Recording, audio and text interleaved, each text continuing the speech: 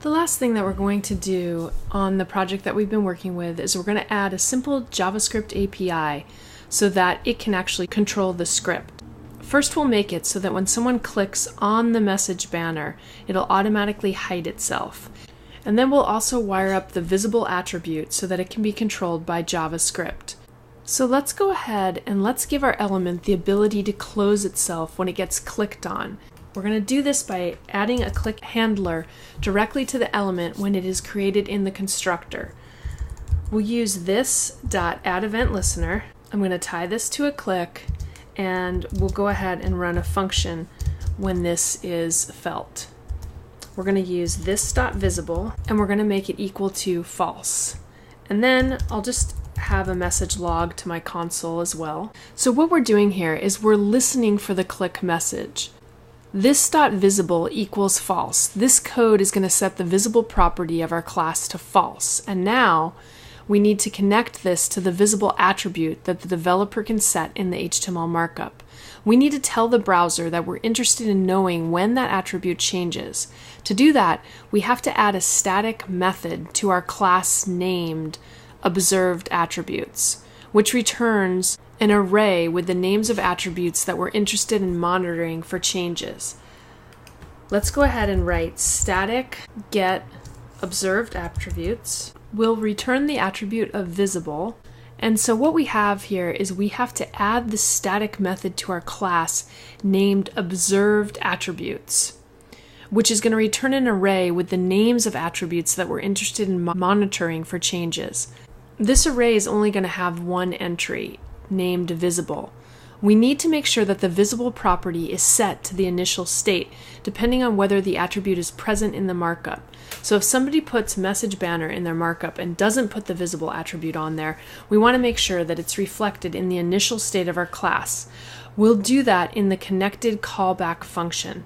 So all we're going to do is in the connected callback function, we'll go ahead and we'll add this.visible is equal to this.hasAttribute visible. And the next thing that we're going to do is we're going to expose the visible attribute as a getter and setter. The getter and setter methods will add and remove the visible attribute when the property is manipulated from JavaScript. Let's go ahead and put this underneath our attribute changed callback. So I'm going to use get visible, and we're going to return that this has the attribute of visible. And then we'll go ahead and we'll set the visible value. So if the value passed in is going to be true, then what we want to do is we want to set the set attribute, we want to set it to visible, but it doesn't have a value, so we'll just give it the empty string. Otherwise, we're going to want to remove the attribute. And remember that these are simply just DOM functions that we inherit from these items being an HTML element. So we're going to remove the attribute if the value passed in is false. And we do that by using an if-else statement. So if the value has an attribute of set visible, we're not going to do anything, and we'll just log to the console. And then otherwise, we're going to remove the attribute of visible. It looks like I have one too many curly braces. Let's just make sure these are all okay. That looks good. If we save our page now and look at it in the browser, you can see that when I click on the message, it disappears. So we have the only way to get it back is to refresh. But if I open up my developer tools and we look in the console, you can see that we're getting some information that has been passed on because of our JavaScript. And when I click this, you can see that the message banner attribute is changed. And you can see that it's printing our message that the message banner was closed. So now that we have this part of the script working, let's go ahead and script in our toggle banner and create banner buttons. You can see down here that I have buttons that have IDs of toggle button and create button. We're going to go ahead and we're going to script those buttons in so that they will do what we need them to do.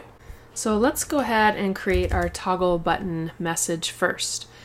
I'm going to programmatically show and hide the banner by setting a property. We'll use our window.addEventListener, and we're going to tell this to work on load, and then we'll go ahead and run a function. I'm going to use my document.getElementById, and we're going to go ahead and get the toggle button, and to that we're going to add an event listener. We'll be listening for a click, and when the click is felt, we will run an event. Let's create a variable called banner, and we're going to make that equal to our document.getElementById, and we're going to make it equal to banner. And remember, banner is the ID of our custom element, our message banner. And then we're simply going to say that banner is visible as long as banner is not visible. So if we save this now and refresh in our browser, we should be able to use our toggle button to toggle the banner message to display on and off. And then of course we can actually click on the banner to hide it as well. So that part looks like it's working well. Now we'll go ahead and we'll create the event handler to script our create banner button. So let's use our document.getElementById, and we'll go ahead and target our create button. And again, we'll add the event listener, tie it to a click event, run a function. We're going to create a new variable called new banner, and inside of this banner we're going to use our create element property, and I'm just going to create my new element with a custom element name. We're going to use our message banner name so that the rest of our script will still work on this. And this is something you can't do when you simply put a custom tag in the markup, but because we're using custom elements, we now have the ability to have all of the properties that come along with regular HTML elements available to us. Now we'll specify the message that we want to display. So inside of our new banner we'll display created from script. I'm going to set the visibility property to be true, and I'm going to insert this new banner in front of whatever the document body's first child is. So we'll use the document.body.insert before. We'll insert our new banner into the first child of the document's body. And that should do the trick. If we save this and look at our page in the browser and refresh, when I click my create banner button, you can see that I have a new script. If I click on the script goes away. And of course I can keep clicking on this to get multiple banners appearing at the top, and then my toggle banner functionality still works as well. So that covers the basics of creating custom elements. Hopefully that gave you a quick introduction of how custom elements work. And we're going to add a couple more things to our knowledge base so that we can build a true web component. We have a couple of other issues to solve, but we'll talk about those in a different movie.